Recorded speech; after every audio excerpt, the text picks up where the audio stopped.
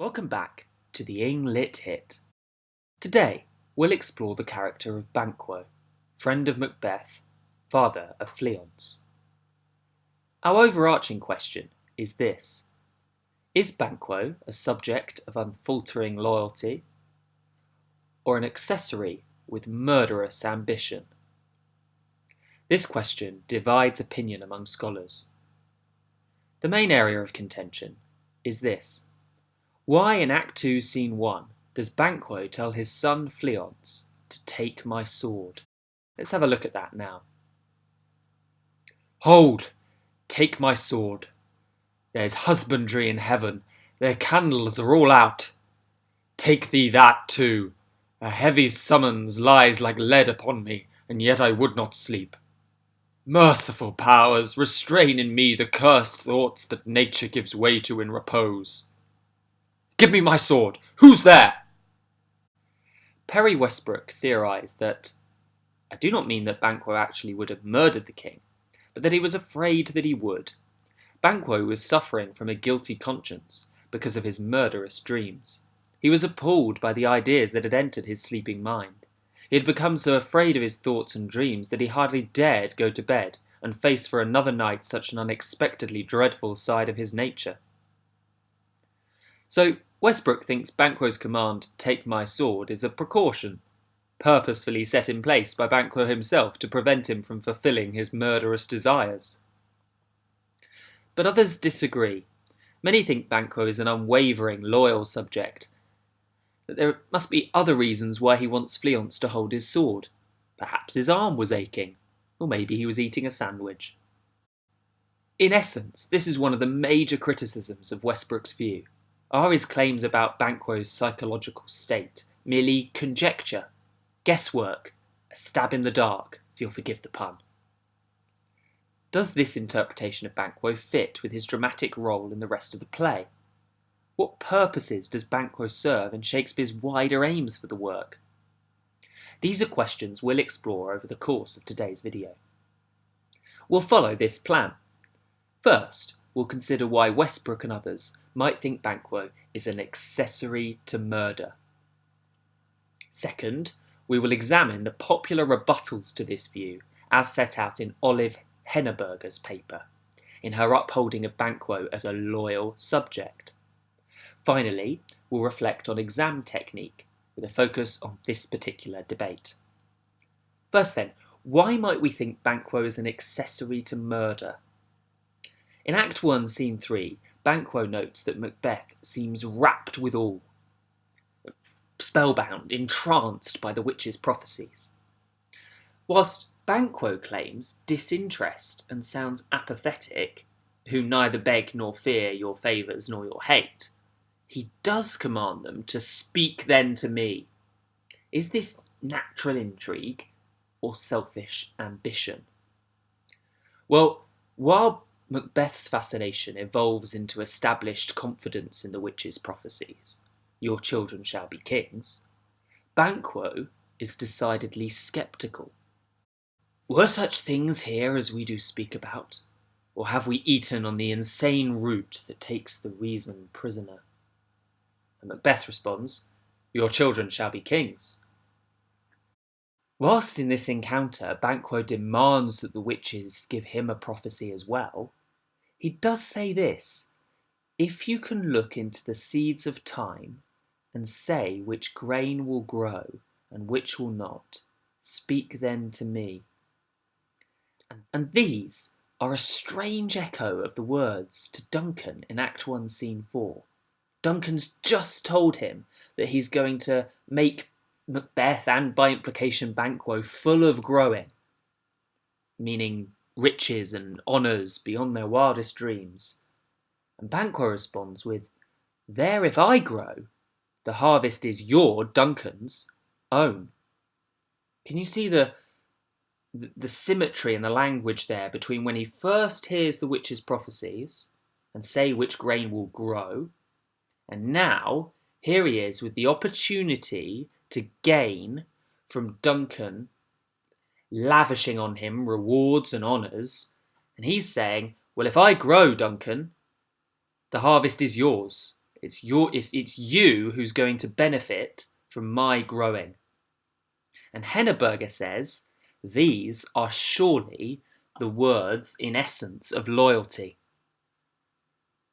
And indeed, what we might have initially taken to be ambitious in Act 1, Scene 3, speak then to me, we're now thinking, actually, perhaps that was just natural intrigue from Banquo.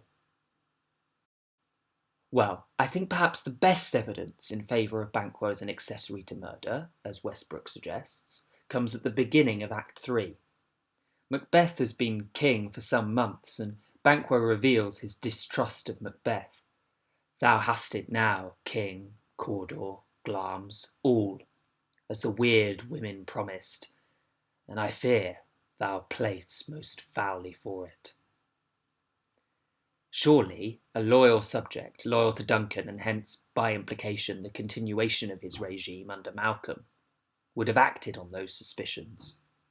He suspects, doesn't he, that Macbeth played most foully for it, that he gained the kingship by dishonest means. But Banquo, instead of doing what we might expect a loyal subject to do, sits idly by. Might his reluctance to challenge Macbeth as others do, or flee as Malcolm and Donalbain do, expose his guilt? Perhaps his closet egotism motivated his complacency, and whilst he wasn't willing to commit the act of regicide himself, hold, take my sword, he felt able to sit by while Macbeth took the reins. Well, now seems an appropriate time to move on to our second interpretation of Banquo, as set out by Olive Henneberger. Banquo as a loyal subject. There is overwhelming evidence, not only in the play itself, but also upon consideration of the historical context, that Banquo ought to be considered a faithful servant of Duncan. Macbeth's verdict on Banquo is to speak of his royalty of nature, his nobility, his honour. If Banquo had truly wanted to pursue ambition, not only for himself but for his sons, would he not have pledged proper allegiance to Macbeth's regime, and hoped that the childless Macbeths might somehow have bestowed the honour of heirdom on his son Fleance? It's clear to me, at least, that the character of Banquo cries loyalty on the majority of levels. In Act 2, Scene 3, he says this: "Fears and scruples shake us. In the great hand of God I stand, and thence against the undivulged pretence I fight of treasonous malice." According to legend, Banquo was one of James I's ancestors. And remember, James was not only the author of Demonology, the polemic against witchcraft, but also the commissioner and contributor to the world-famous English translation of the Bible, the King James Version. To award Banquo the language of a religious devotee and loyal servant is undoubtedly a deliberate ploy by Shakespeare to, for want of better words, butter up the king. Well, which is it going to be for you? Banquo, the loyal subject, or Banquo, the accessory to murder, or maybe somewhere in between? Finally, let's have a look at exam technique. In an exam, it's important to begin your paragraphs with a really strong statement, something that will grab the examiner's eye and scream sophistication and knowledge. You might go for something like this: whilst many consider Banquo to be a dutiful servant set on honouring Duncan and his regime, others claim that there is indisputable evidence to the contrary, namely that his egotistical ambition is exposed in a number of instances. This opening statement has it all. It states clearly an alternative interpretation before boldly making its own point, and it makes that point clearly using sophisticated vocabulary. Next, you want to make a more direct and specific point relating to your overall idea. For instance, in Act 1, Scene 3, it is not only Macbeth who is rapt withal, but Banquo, who seems intrigued beyond the sort of mild curiosity you might expect from a loyal servant of Duncan. This point closes in more specifically on a certain scene, and makes a point about that section. Next, you'll need some evidence. Don't just plonk this in anywhere. Think carefully about how to introduce the quote in a sophisticated way. Like this. This is abundantly clear when Banquo says, "Speak then to me." Notice, I've kept it simple. Don't write out the whole of Act 1, Scene 3. Your next job is to provide some close language analysis, something like this. Shakespeare uses an imperative, speak, to demonstrate Banquo's urgency. He is just as rapt as Macbeth, and his selfish ambition is exposed as he is confronted with the possibility of riches and honour. Do you notice how I've said Shakespeare? Remember, he wrote the play. It's important to recognise that at points during your writing, that it isn't just Banquo who's saying the lines, it's Shakespeare. Now, this is important. Listen carefully to this. I personally don't agree with what I've just written in that paragraph. That doesn't matter. It looks good, I've backed up my claims with reason, justification and evidence, and it will get me marks. But that doesn't stop me going on and refuting my own claims. Think about this.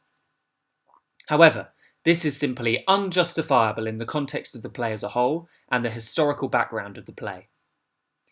Banquo is continually represented as, and James I was thought to be a descendant of the historical Banquo, so there you have it. Banquo, loyal subject or accessory to murder? You decide. If you liked this video, please subscribe below.